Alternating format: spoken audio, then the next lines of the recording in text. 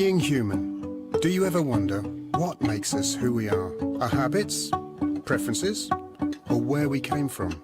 We are expressing ourselves in thousands of ways every day through our choices. Let's have a conversation with people who are having interesting lives. My name is Alan Walker. I'm a doctor of chiropractic and a human being. I'd like to welcome everyone today to the podcast of Being Human and Revolution for Chiropractic. What we've got here with us today is we've got James Chester. James Chester, as I think we all know, is a massive promoter of chiropractic, someone who gives his heart and soul to this profession.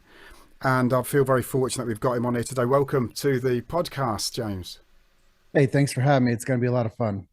Absolutely. I've got loads of questions for you, and I know there's lots of information that we want to get out from, even as far as how important is it that we should be out there and doing health talks, etc. You know, that sort of thing, to actually bring in clients ourselves, and also using companies like yourself who know how to go out there and actually bring in the business.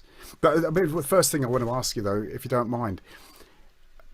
A lot of people know you, but they don't know anything about your background and where you're from. Where were you born? Actually, I was having breakfast this morning and I overheard these gals talking about Iowa City, Iowa.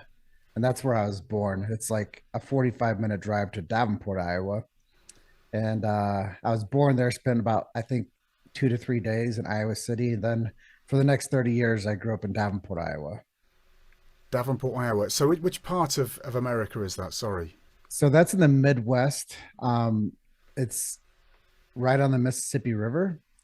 So the area I grew up in has bluffs and rolling hills and a river valley. Okay, so I mean, I should know more about it really, because my mother lives in St. Louis. So the Mississippi River goes sort of east and west. Is that right? North and south. But it's funny you say that, because the only place on the entire Mississippi River where it runs east to west is in Davenport. Okay. And that's where D.D. Palmer founded Palmer College of Chiropractic. And I think that happened. Some pipeline kind of told me that D.D. founded the university there for chiropractic because there was an energetic shift where the river ran from east to west. And he picked that spot specifically because of that. Wow. So yeah, energy lines and that sort of thing, you know, the belief in energy lines even back then, people are starting to get really deep into that at the moment. Well, Didi was a magnetic healer. Yeah. And he came down from, a lot of people don't know this either, but chiropractor number 1 was Canadian.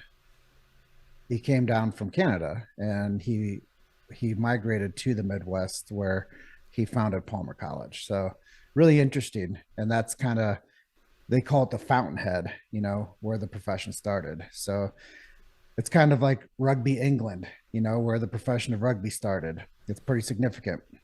Yeah. So I've just opened a clinic there. There we go. Yeah. That wasn't planned. No. But it's again, energy lines.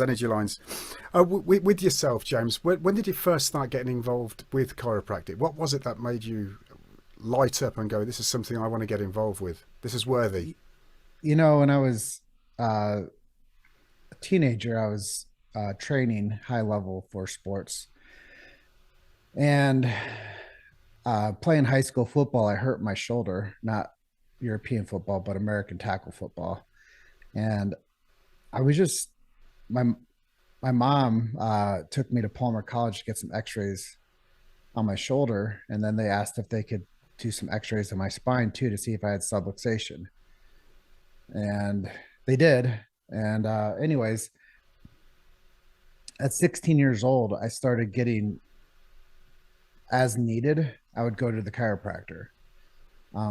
I was never on any type of plan, but just going in like pre-game or post-game or during game, I just felt like I performed better. So to me, it was about performance. And I always knew that when my body was tuned and my pelvis was leveled and my hips were balanced and My shoulders were set. Like I knew that when my body was like biomechanically healthy, I performed better. I didn't know what biomechanics were back then, but I knew that when I got adjusted, I just performed better. So that was at 16 years old. Um, Do you and remember then who the it really chiropractor was? Do you remember who the chiropractor was? Palmer College. I went to, Okay. I was, so they have, back then they called them externs. Now they call them interns. But what happens is you get assigned to a pod, and then they have a staff doctor, and then the staff doctor manages all of the student adjustments. So I would get transferred every 3 months to a new chiropractic extern or intern. So I got a chance to meet some amazing people when I was just a teenager. And I was really impressed with just the characters of that were in these programs that were taking care of me. And, I didn't know anything about Palmer, anything except for that it was a chiropractic college in my town. So me going there and meeting people from Australia, South Africa, Oklahoma, Chicago, Texas. Like now I have friends that are all from chiropractic that I met somewhere between the age 16 to 30 years old living in Davenport. So that's really what I believe integrated me into understanding the profession, because by the time I was 20, all my drinking mates were Palmer guys. And as I, got into my 30s, all of my buddies that were working in the bar industry where I was, like the pubs, they were all finishing up with their programs at Palmer. So I'd say there was about a decade where I just became friends with lots of chiropractors in Davenport, Iowa, because they were all converging upon the Fountainhead. Yeah. Sounds like you were in a good place. So you said that your mother suggested that you went for chiropractic for the shoulder. Did she have chiropractic? How well known was chiropractic within your family? Well, see, this is a good question because it wasn't well known. My mom worked as a nurse's aide at an old folks home, so single parent family. She helped uh, raise us after my dad left at 5 years old. So she was we were really not well off. No one, I think that that's an important thing too. Is my mom would save money before the game at a single parent household with five siblings, including myself. There's five of us, but for her to like save money aside so I could go get adjusted was a big deal, huge Yeah. deal, Yeah. huge deal. So it didn't really. She just knew that if she took care of me, I could like I, I might do something. So she invested into the chiropractor for me. Yeah, she absolutely did, and that investment has paid off, hasn't it? I don't really go back, in the timeline of life too often. So it is quite interesting to get the perspective of how things happen, and the things that we don't mark as significant might be significant if we go back and retrace, the path of how we got to where we are today. It's sometimes worth spending that investment of time just to retrace those steps occasionally. I mean, they say we should be looking forward, not back. And also, we should be living in the moment as well. So, I mean, doing these podcasts with people like yourself, I absolutely love. These moments are amazing. Meeting people like yourself, and you become quite a legend doing what you're doing. It's your name's known worldwide within the chiropractic profession. That's quite a thing, really. I think it's amazing, especially.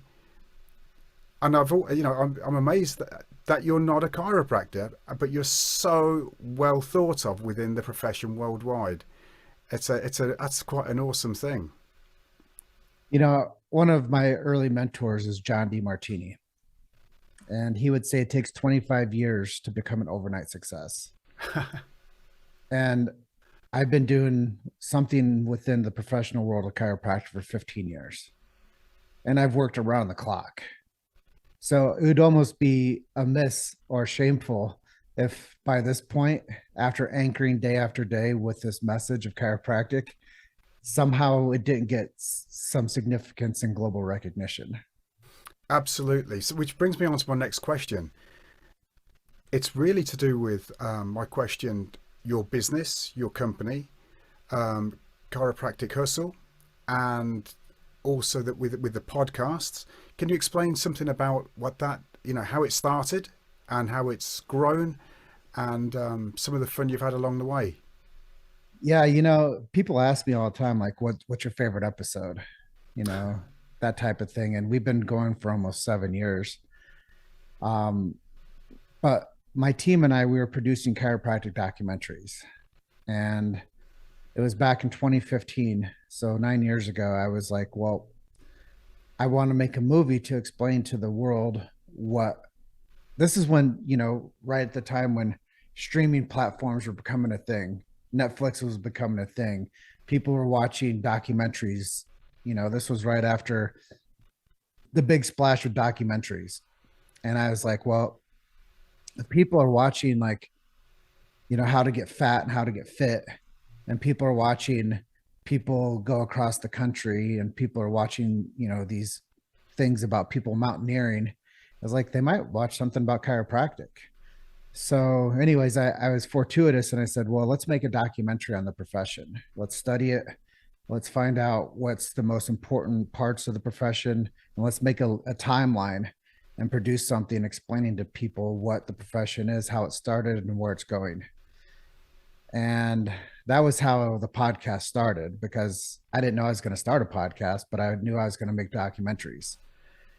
And in between the documentaries that we were producing, I was like, well, I think I've just interviewed 50 chiropractors. I did for film one. And I was like, but there's a bigger story than this. I was like, this group has so much to say. They have such a rich history, such a sound profession when it comes to the things that they know no one else knows about. So I was like, I need to produce more content on this profession. I started listening to a guy that was producing chiropractic podcasts, and asked him to train me, and he did. And I loved his model of his style of how he did his interviews. And I was like, I'm going to do something like that. My background in college is journalism and marketing. So I was like, I think this like lands. I can do the documentaries. I can now interview chiropractors, and now we can go into film too. And I'll have a lot of resources and connections. So it's very strategic, like all these things that like line up. Like most people, they don't all of a sudden decide that, they're going to start making films and then the podcast comes. I think a lot of times people stay in their lane. Like most people, they just start making films. That's all they'll do. But I was like, well, what else can I do? Well, I can still sell chiropractic too. And I can still produce these shows, and I can still go speak around the world. And I started to see where the multiple tiers of influence were. And I just fell in love with like how you could design your own life. And if you were intentional doing it, you could meet a lot of great people. And that's what we've done. So your very first documentary, which we'll put it in the bio at the bottom of this, so people can actually catch up with that. They can get it, because it is online, isn't it? You can actually download this online. Yeah, I'll give the link, but people can come in and actually get both of our films for free. So I give them away. I just want people to watch them, use them as a resource, learn. That's another reason I create it, is because it's documentary. It's a significant timestamp, and it tells the truth of what the profession is. And that's another reason why the show does as well as it does, is because we timestamp reality. Like we've made a a compilation of the chiropractic story that's irrefutable. If somebody said, no, this is chiropractic now, well, that would be time stamped going forward. That doesn't reveal the truth of what chiropractic has been historically. So it's a way to document it. Like if we ever went to court and said, hey, we're going to change the definition of chiropractic, I'd say, no, no, no, no. We have 2 films and 1,300 interviews telling people what chiropractic is. And it's irrefutable evidence. It's coming from the voice and the testimony of the chiropractors. Here, have it all. Go through it. You have 1,300 interviews with chiropractors. Hmm. And I And don't think that's, that's enough. no, no, well, it's never enough. Never, never, never enough. But so how long did it take you to build that amount of interviews? Started. We were born on the 4th of July, so Of course. Fourth of July will be our 7th year. So, and I made a an effort in 2018, I believe, to produce one episode a day. So in 2018, I did 365 interviews in the year. Yeah, I don't think there's many people know how to work like you do. Your work ethic is absolutely amazing. How many people have you got in your team? Well, for years it was two, then it became three, and now, including myself, I believe we're up to seven. The magnificent seven. Yeah, and what sort of things are these people doing? What was their jobs? What's the sort of Hmm. definition of each person's job? Is it all doing very similar things? Yeah, I think this would be helpful for other people that are considering becoming producers. I had a team since day one. You know, I I still don't know how to upload a podcast to social media. I still don't know how to post one to iTunes or any of the things. I've never done that.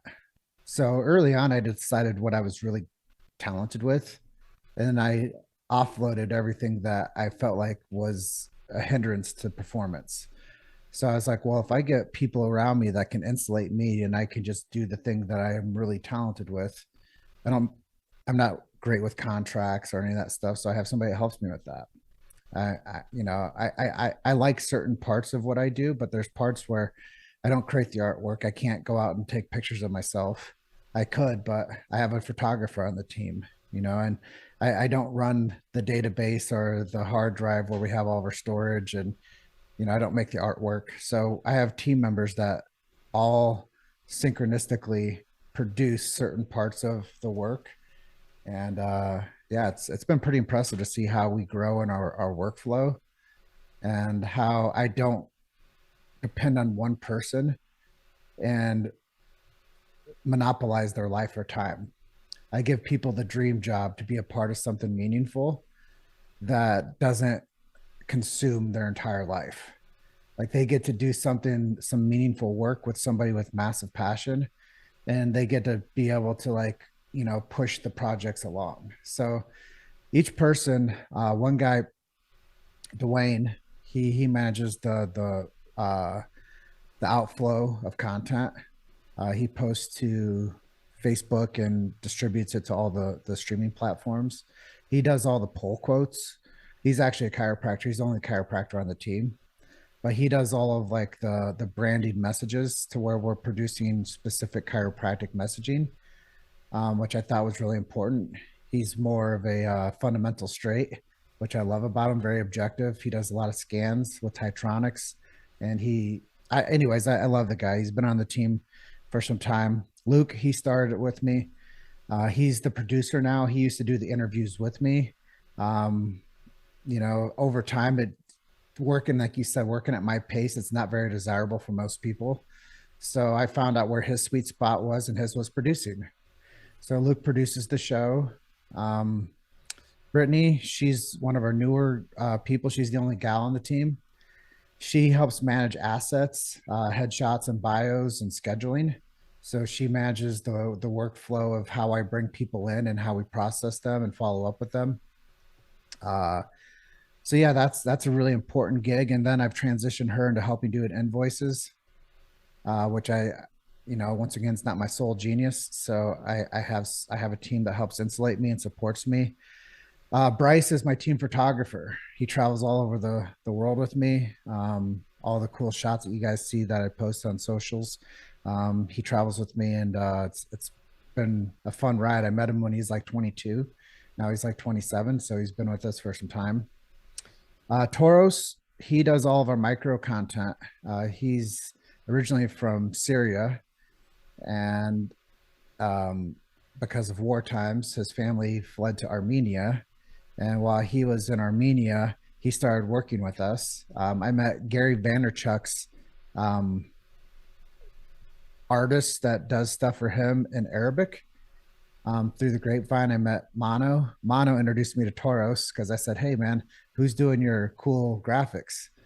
And he's like, "Oh, Toros does that. We went to college together." I was like, "Can you introduce me to Toros?" Anyways, there was a time where we were paying Toros enough money to send money back home to his family in Yeah. Syria, which was amazing to me. And now he's been with us for like 5 years. He's now moved to the United Arab Emirates. He's hired his brother to work with him. And I feel like we've incubated him into like a whole nother reality just by giving us a chance to work with the podcast. We just brought on Rich. Rich is taking over a huge gap that was necessary. It's based on the what you asked me earlier before we went live was about sponsorships.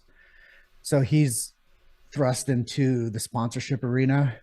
Um, right now, he's just building the framework of how to nurture the right conversations.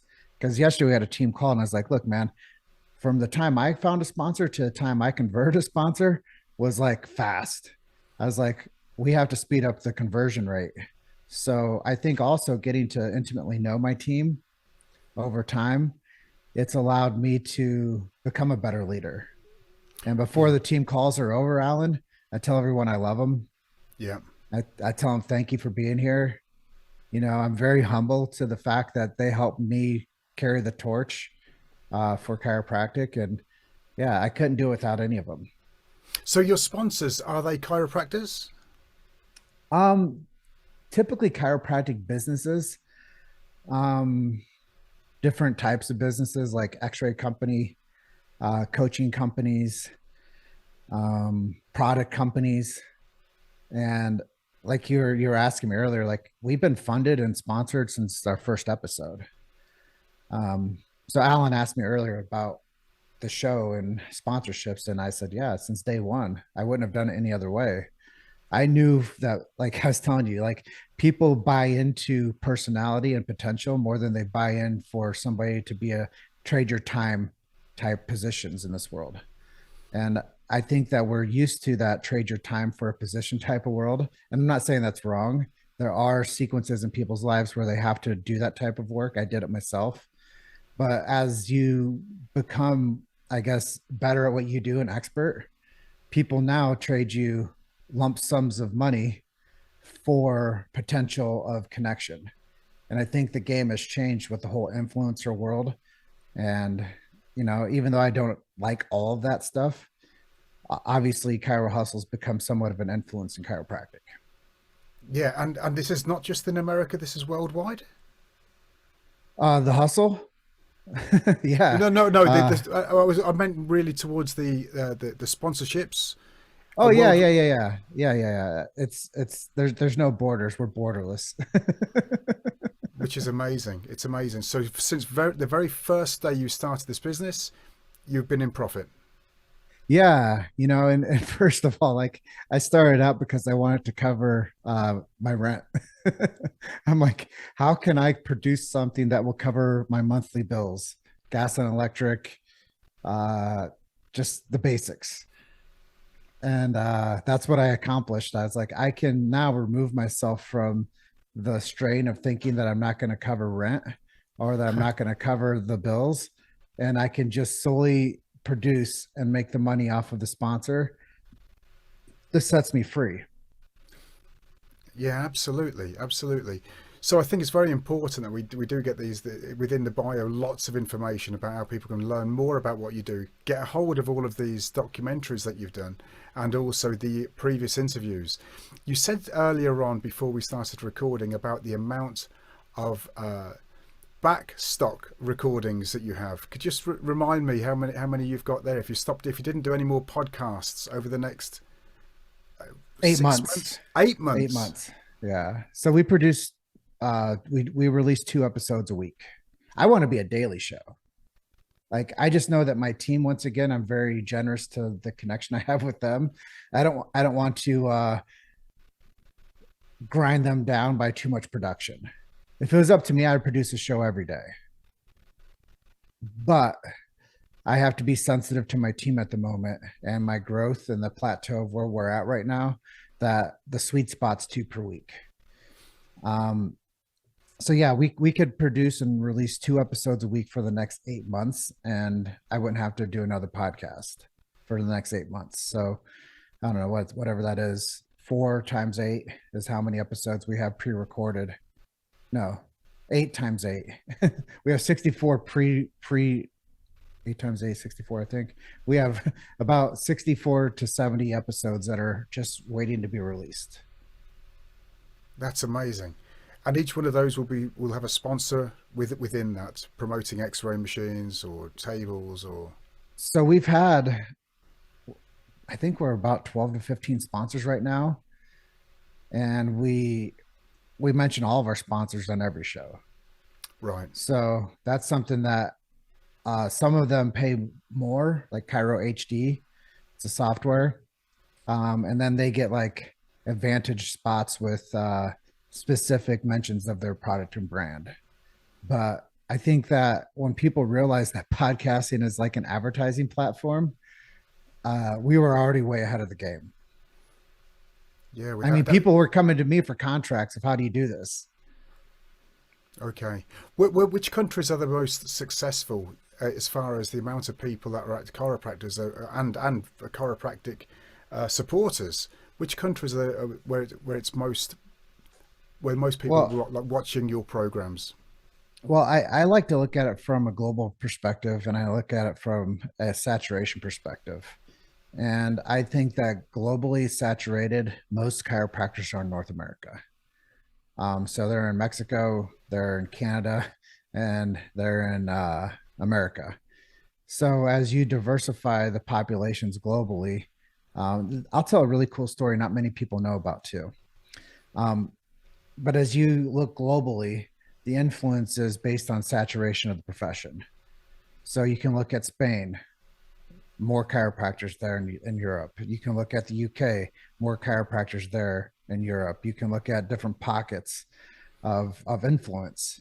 And unfortunately, the strength of numbers is not well diversified globally.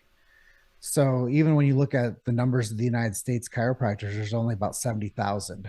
And this is insignificant. This is a significant mention because there's 70,000 US chiropractors that are probably most of them are working part-time because they work about 28 hours like of clinic time a week.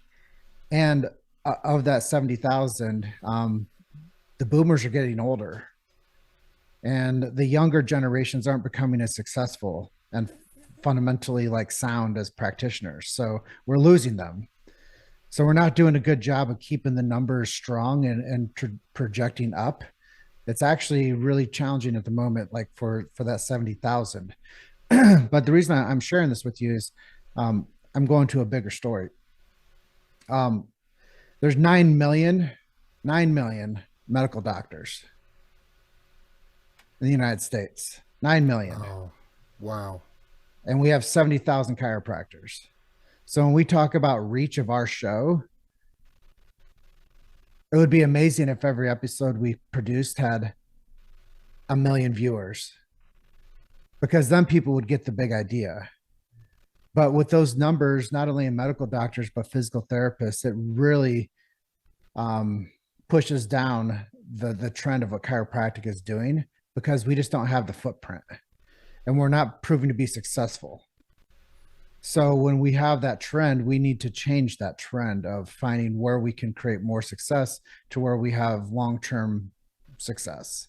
James, how can you see that we can do that? How does the chiropractic profession need to change in your eyes? Well, I want to get to that question, but I want to tell people how these pockets of influence have happened, if that's okay. Absolutely. So a guy named David Palmer, son of BJ Palmer, started Palmer College of Chiropractic rugby team. And they would recruit the best of the best from around the world. And that's how chiropractic got redistributed from America around the world globally through rugby. He recruited players from South Africa, Fiji, Australia, Wales, Ireland, England. And what would happen is they'd come over on scholarship and learn how to play rugby in the United States, but they'd also become chiropractors. So they would take this beautiful profession abroad and start chiropractic centers over in different parts of the world. And that's really how chiropractic became global, was because of Palmer rugby. Pretty amazing. But to answer your question about how do we fix this, fundamentally, if you checked out like the checks and balances of a bank account, uh, there's not enough money in the student's account to get a degree. So they have to go to third party payer and get loans. And the loans are vicious. They're massive. There's no checks and balances to what somebody gets themselves locked into. And if you check the checks and balances of long term, when somebody goes into a program, when they finish, the balance is off towards the exit. Instead of saying, hey, we have hope, it's, hey, how do we actually manage this debt now? So instead of sending people out with high vibrational frequency to go, check and adjust every vertebral subluxation on planet Earth, people have to add more to their centers to make ends meet. So you're seeing them diversify into weight loss. You're seeing them diversify into selling pillows. You're seeing them diversify in supplement companies. Because to sell a $50 adjustment or a $1,200 care plan and to pay for that amount of debt at the end game, that's a lot of financial stress. Plus, to keep the family going and to keep the mortgage and a decent car. Like when you compound all of that, the checks and balances are off. So the only way to fix it is to recalibrate the checkbook and to recalibrate the checks and balances and to make actually profitable practitioners once they get a diploma, to where they're not cast away to be in debt. And that's really what we've done, is we've cast away the greatest minds of our society that become chiropractors into debt that doesn't allow them to just think about their service profession. They have to think about it from a business perspective more than anything. And that's really what we have to reestablish, is finding the checks and balances and say, how do we create a profitable chiropractor when they come out of school to where they can really focus on chiropractic? You think that there was financially much better off chiropractors going back 20 years ago? I think that they graduated with less debt. Okay. So the credit hour per an education unit was much less. And now we've inflated the credit hour unit to, I don't know how much they are. I should probably know this, but I think that we've made it this balloon type enigma to become a doctor. Like, hey, you can do it, but you're going to have to give all your blood. Like, we'll give you the diploma, but here, we want a canister of your blood, and this is your future, and it's going to the bank. Here, give us your blood today. It's going to the bank. And I think that that's what we've done, is we traded these young souls and this young talent and given all their blood to a system that doesn't give a shit about them. Yeah, I think I'd probably agree with that. What are we going to do to change that? Well, what ways can we utilize to change this profession and make it stronger? Well, this might be revolutionary, and I might get more emails than I'd care to, but we have to change the education paradigm. We have to change the way somebody gets a certificate for becoming a chiropractor, and we have to change the programming of how they get educated. So we have to create a system where they don't have to go get an undergraduate degree. We send them right out of high school, right to become a chiropractor, into a chiropractic program. They finish in 2 to 3 years, and they get a program certificate of becoming a chiropractor. They don't have to get locked into passing board exams, because that isn't chiropractic education anyways. They become a competent adjuster. They understand the philosophy of the profession, and we cut them loose. And we have real deal chiropractors that give them the education, that actually want to be into that program and be professors, that have like qualifications that aren't just there because they couldn't hack it in the real world. Um, I think that this is probably going to piss a lot of people off, but we need to go offshore with education. We need to create programs that might not be chiropractic medical degrees as we're perpetuating today, but they might just be chiropractic degrees. And I think that that's probably what we have to do is create another subset that doesn't play in the medical insurance arena, that doesn't play in the regulatory systems of the accreditation agencies, because the accreditation agencies are shit. They just want to mandate chiropractors and not practice chiropractic. And it's been infiltrated. The whole system's been infiltrated. It's a reverse flow. They put idiots into these programs to actually ruin chiropractic for chiropractors and to actually be controlled opposition within the profession. So until we go and create a better earth, kind of woo woo, but if we want to create a better system, we have to move away from a system that's failing. And I don't remember who said this. I think it was BJ Palmer, but he said even rats jump off of a sinking ship. Yeah. Yeah, no, that makes a lot of sense to me, and I've seen this with the organisations that we have. We have the whether it isn't, but I've had a lot of chiropractors talk to me about the General Chiropractic Council, and how such a lot of chiropractors have told me that they feel that they're being treated very, very unfairly by the council, and I think that needs to change dramatically, because I don't think it'll be very long before some people will start thinking about leaving the profession. They already are. And it's because the controlled opposition is inside of the system, and they've been hired as plants to basically ruin the profession from inside out. Well, the only way to ruin a profession from inside out is to create people, to create policy, to basically mandate chiropractors take their language and change it and not adjust. How more can you change and ruin the profession than not having chiropractors adjust and to make rules against them from the inside out? Like, I could see if like we're taking arrows from outside opposition, but when it's coming from the inside the ranks, like, they should make a list of these people, and just like NASCAR drivers in America, they should have to wear like who sends them their checks monthly, who pays you, like where's the money coming from. Would you say that same thing if you were in the other chiropractor's position? So I think that that's really, we need more transparency in the people that are passing down this ideology, and to say, hey, who are you? Yeah, tell us your story. That's the funny thing is I asked every chiropractic president of the United States to be on our show, and only two said yes. Only two said yes. Those two that came on, did they do a good podcast? Amazing. Ron Oberstein from Life West and Jack Borla from Sherman, and Edwin Cordero before Jack Borla. Okay. So Sherman and Life West, they sponsor our show. Who, go figure. Okay. They are practicing congruent style chiropractic and producing congruent chiropractors that know how to adjust and get philosophy.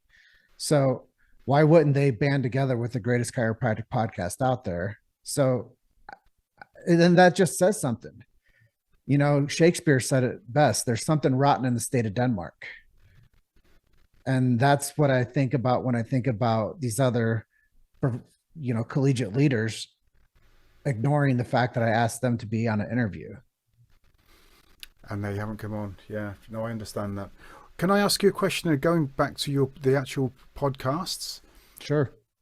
Have you got a few favorites that you've done that you're really pleased with, or that was something that you learned? Or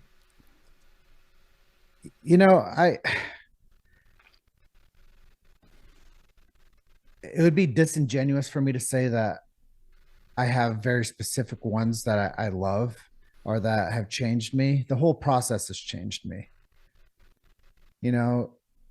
When I was a kid, I struggled with dyslexia. So this is like real talk. I was never supposed to be an educated man. I'm the first in my family to get a college degree. And I didn't like the way I looked on video. I didn't like the way I sounded on audio. I had the podcast equipment for 2 years in a closet before we actually even like plugged it in and sampled it and actually started to roll the first episode. I had massive fear about how I'd be accepted. I had massive fears about how people would think about me. I had so much anxiety when it came to actually being on camera and sharing a message. So the whole process has changed me. But I will tell you, like, one of the heroes of, I think, our generation is Les Brown. And I was listening to his like inspirational videos like 10 years now. And I had the opportunity to have him on the show and to interview him. And I would say just because of the significance of me having like not had a relationship with this guy that was like somewhat famous and like inspired me to do better, I was like, wow. Um, I felt like we actually hit it. I felt like we hit it when I was able to get Les Brown on. But you know, another guy that's just massively inspired me, like my whole career, has been Billy DeMoss. And before I knew anything about chiropractic, I was researching and watching YouTube videos about Billy DeMoss and seeing his take on this whole thing. So I'm really a spinoff of Billy DeMoss's mind. I'm really a spinoff of his positioning because I believe so much in his stance that we don't have enough people talking that talk. So I really fell in love with Billy DeMoss as just a guy that he just won't shut up, but he's always on, he's focused on the right thing. And a lot of people don't really accept that type of attitude because they don't have it themselves. But if you have that attitude, it's easy to adopt. Yeah. Can I ask you? I've got a couple more questions for you. One of them is, I'm interested in all the different places that the different countries that you've done talks. Because the first time I heard you was in Oxfordshire in England, and the talk you did there was just absolutely on fire. I was like, who is this guy? And I was filled with brand new energy towards my profession. You know, we all need our batteries filled now and again, and without a doubt, James, you do that. And then I saw you again at the in London, where you did a big talk, and that was amazing as well. That was earlier this year, and that's the second time that I met you. Where else have you done your talks where you're promoting the chiropractic profession? No, honestly, this is just like straight from like the truth bucket. Like people are afraid of me. They're afraid of my truth for this profession. So I don't get platformed a whole lot. They want people to come up there and be stage monkeys, and they want people to just follow a certain platform and don't rock the boat. And God didn't put me here to be status quo. And I think that if people have enough gumption and enough sincerity, they know that the things that I share with them are going to break through this profession. And I think that I've been getting more opportunities to speak at state associations over in America because they're realizing that there's a change in the guard. They need somebody that's going to go out there and die on the hill. And I think that that's the part where my conviction for chiropractic supersedes the location at the moment. Even though you're saying I'm starting to get more of a global footprint, um, it's been hiring speaking coaches. It's been nurturing how to create a slide deck. It's been, you know, building out an entire calendar year of opportunity. It's been having to be my own booking agent and having to build relationships interprofessionally and to create a CV and to have like a speaker's card and to do all these things. Like back to the original thing, I was never supposed to be an educated man. And I think that I'm just blowing the doors out of reality right now and showing people that a guy that was like deemed, you know, dyslexic, I couldn't read till I was 12. And to say that, you know, now I'm inspiring a generation and a room by room full of chiropractic doctors. You know, my mom would always tell me, you're only as good as the company you keep. And now every colleague and friend I have, the great majority of them are doctors. So I'd have to say I've done pretty damn well. But when it comes to like footprint of speaking, I would like to be on the road 52 days a year at different conferences. I want to be at the biggest entrepreneur gatherings on planet Earth that aren't chiropractic related. I want to be the voice to bridge into mainstream entrepreneurship about what chiropractic is and why it's important for their friends and family and themselves. Like, I think we're making somewhat of an impact on small front, but the opportunities need to increase. And I think that getting on bigger stages, doing what I'm doing here with you today, and really spitting the truth about where we are, what we need to do better, and a little bit of backstory. I think everybody could sign up for that and start clapping. So Yeah. I want to get to more audiences. So what we've done up to this point, it doesn't matter. What I'm interested in is where are we going? Yeah, and me, and me. Can I?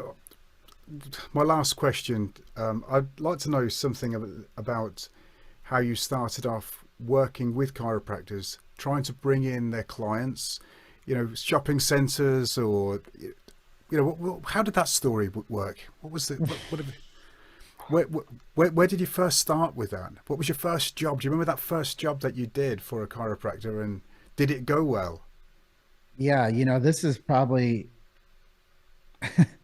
it takes me back down memory lane 15 years ago.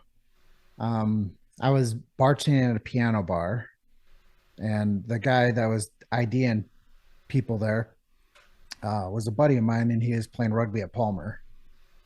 And we'd have late nights together and talk about chiropractic and his future. And eventually, it lined up that I should come work at his clinic. So I went and worked at the clinic. Um, and I started learning more about this profession because I would have to go out and do patient testimonial videos for different offices that he is connected with. And I started seeing the narrative coming from the public. And I started working with patients full time in the practice. So this is where the idea to make the movie came from. I'm like, if we understand it here at a ground level, and the people that are getting chiropractic are getting transformation and miracles, I was like, what can I do with my gifts and talents? So the doctor would send me out to all the community events. They had me sitting on the Chamber of Commerce for the clinic. They had me sitting at the professional networking groups. So I did 3 meetings a week as a non-chiropractor for the clinic. And I would go and do the weekend festivals and different types of external marketing for the clinic when we had them. And I'd done this for 2.5 years, and I made a lot of great relationships around Chicago, being in those professional groups. And really, it was trial by fire. I had to figure out how to do marketing to people, like hand-to-hand combat style. Like, I had to figure out how to go out there and get people to give me money to come in to see us at the clinic. So that really didn't kick off until 2016, after I've been working in chiropractic for almost 6 years. I learned how to hone the skills of working in the practice and working with daily patient care as a traction technician at a CBP chiropractic biophysics office. But really, it didn't kick in until I did 700 screenings, or 600 screenings I did between 2016 and the next 36 months. So 2.5 years, I went on, I did 600 screenings in that amount of time with 30 different offices in the Denver area. So really, it's not about sucking. I sucked terribly bad at the beginning. I didn't know I was supposed to charge money for people. For the longest time, they sent me out with technology and I was scanning people and I hated it. Just the whole thing sucked. So I won't take technology with me.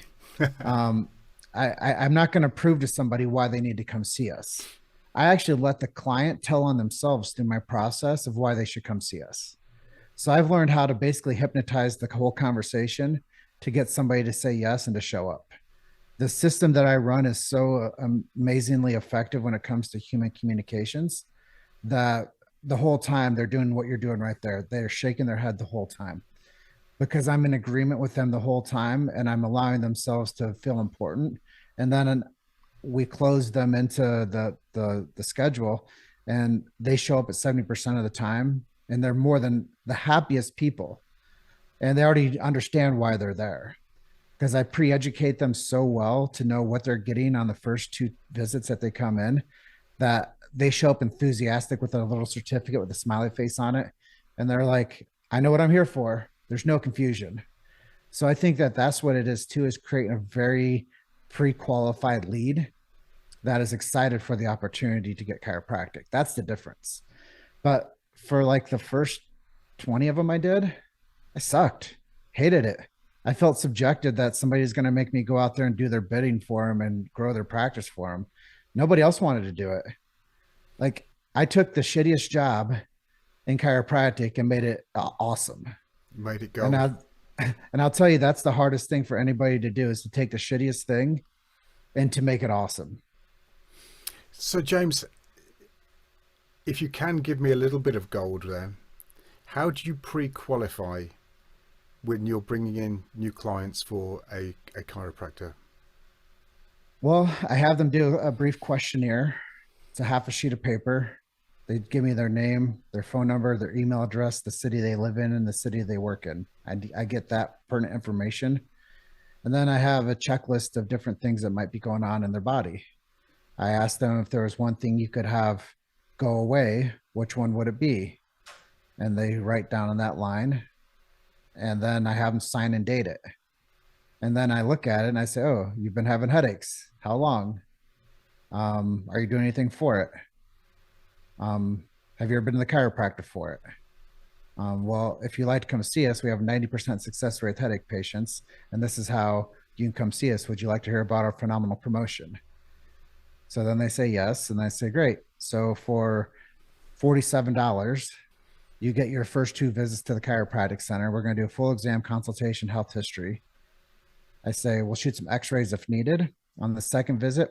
And this includes any scans that we do too. So we're going to check and see what your nervous system and how it's actually functioning, find out if there's any inflammation. We may do some muscle testing too with you and a few orthopedic exams. So we're going to check you from head to toe. I say on the second visit, you're going to come back. It's also including the $47 deal. We're going to tell you what we found. We're going to tell you how much concern there's. We're going to tell you how we can help you. If you like us, you think we're a good fit, then you'll stick with us. But if you come in for these first two visits, you realize it's not the right place for you, then there's no strings attached for further care. But I guarantee you one thing, you're going to like us. And then I say that second visit, it's called a report of findings. The doctor's going to give you a detailed explanation of how we can help you and where your troubled areas are. And then we get them set up and we put them on the calendar. And then I say, hey, so Dr. Allen, we'll see you next Tuesday at 9 a.m. Here's your certificate. It's got your name, your appointment date and time. This is our physical location and phone number. We're going to call you, email you, and text you. We want to make sure you show up. And here's a smiley face on this one because we like you. And I give them the little certificate. They feel like they won the lottery. I high five them and I say, hey, we'll see you at the office. So that's the gold. That's the conversation I have with almost 10,000 patients. Um, and they're all enthusiastic and they all love the offer. And the clinic is getting people that they can help that are already pre-qualified because I tell them exactly how we're going to help them, what their concern level is. And then we get them set up and then they show up. So there's not much more you can actually do to qualify somebody except for No, like follow them around and drive around and see what their posture's like all day. no, but the thing is, I can see how you've set that up, and their expectation to get better with whoever you're sending them to is going to be there. It's I can see it by the. I mean, obviously you've done this a lot, and I can hear it come straight off your tongue. It answers their questions before they even ask it. So yeah, it's that was wonderful to hear that. I've heard similar ways before, but that was probably the smoothest. But then again, I'd expect it to be. You know, I studied everybody's work. Alan, I've studied everybody's work. I've studied every marketer. I've studied every If you can imagine, from Frank Kern to Russell Brunson, copywriters I've studied, funnels I've studied. Like if you can imagine like there being something to study to build influence, I've studied it. So it wasn't just because I believed in chiropractic. I believed in figuring out how to crack the code of human connection. And that's the difference between being smooth and making it work, and then like actually fundamentally instilling a life effect into somebody. Yeah, brilliant. James, last question. Is there anyone that you want to thank for you being you before we go? You know, we talked about this like pre roll, and you know, I always tell people when I speak somewhere that I don't care if you remember anything I said today, except for that you know that I'm a man of God, that I love my mother and I love my father. And I think that those are the baselines that everybody should be thankful for, no matter if they have good relationships with any of them. They should still be very integrous to knowing that that's where they've come from, and be thankful for that, because without them, you're nothing. And I think they say biblically, we come into this world with nothing and we leave with nothing. And I tell everybody it's God's money anyways. So give it and support, and you know, be a good human, and help more people. And that was day one on that job. When I started in the chiropractic clinic, I was told our job is to help more people. And that's all I've done since then, 15 years ago, is help more people. No, absolutely. Look, James Chester, I've loved having you on here today. It's fantastic, and it was good to know more about the person, your background, where you were from, and a little bit about how you've come to be who you are today. That's awesome, and I hope that we can stay friends. And I'd love to have you back on the show. Yeah, you know, it'd be an honor. I think that anytime we get a chance to tell the truth about this beautiful profession, um, we're going to impact more lives. And I think that when people hear what we had to talk about today, they're going to have to wake up, because it's a narrative that we're not going to stop talking about. No, absolutely, and I think some people may look at it as being some negative parts, but there are things that need to be looked at. There's definitely things that need to be looked at, and I'm glad that you brought them up. And I've heard these things brought up many times, certainly over this last 2 years. I think the pressure over the last 24 months has been on us from the associations, and we've all felt it. And it's good to hear someone like yourself who's seeing such a lot of chiropractors and working with such a lot of businesses, where you're obviously getting to hear this directly from the horse's mouth, as it were. Look, thank you for being on. I really appreciate it, James. And please give me the details. We'll put in the bio so that people can actually look at the podcast, go on there, see what else you're doing, and see what a great thing you put together. And I really appreciate what you do for chiropractic. Well, Alan, today was a shot in the sky. You know, you can't help but hear a shot when somebody shoots it. You wonder where it came from. Yeah, absolutely. And today was a shot in the sky for the truth of chiropractic. Yeah, absolutely. Thank you very much, James. Appreciate your time. And if you've enjoyed you, Dr. this, Allen. Yeah, if you've enjoyed this podcast with James Chester, then please like and share. Thanks again, James. Take care. Yeah, it's been an honor. Thank you.